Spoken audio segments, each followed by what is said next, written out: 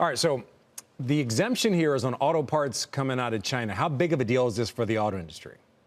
Huge deal, huge deal. Earlier this week, a group of the auto industry lobbying groups, including the automakers, suppliers, franchise dealers, all were telling the White House that this sort of thing was needed, warning that there could be a domino effect, a cascading effect, if you will, if these tariffs were to go into effect, really increasing the cost of business and concerns broadly about the state of the supplier industry. As we know from many, many years of watching this industry, that part of the supply chain for the car business is very fragile. So a lot of these suppliers are probably not in a very good spot and not able to kind of weather the increases they'd be seeing, and they're worried about the industry going down.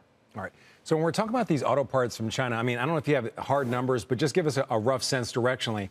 What percentage of the parts in autos are coming from China? I mean, you sent us some numbers about how many parts really go into an individual car, and you don't think about it. You get in the car, you just drive it. You don't think about all the individual components and parts and the seats and everything else, where they come from. So just roughly, how many come from China, and how big of an impact on price could this have?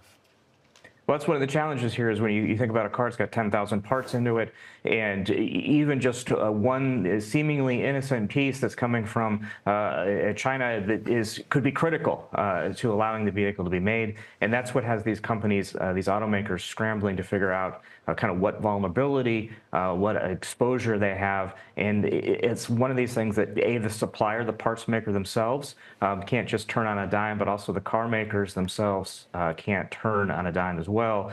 Trump has suggested in recent time here that there'd be some perhaps willingness to allow kind of some time for those parts to be brought to the U.S., maybe that are made in Canada and Mexico. So we've seen some of this flexibility from the White House, which gets to why Mary Barra, the General Motors chief executive officer, yesterday was saying, look, they're looking for consistency and some kind of clarity to what's going on here before they start to make huge changes to their manufacturing plans.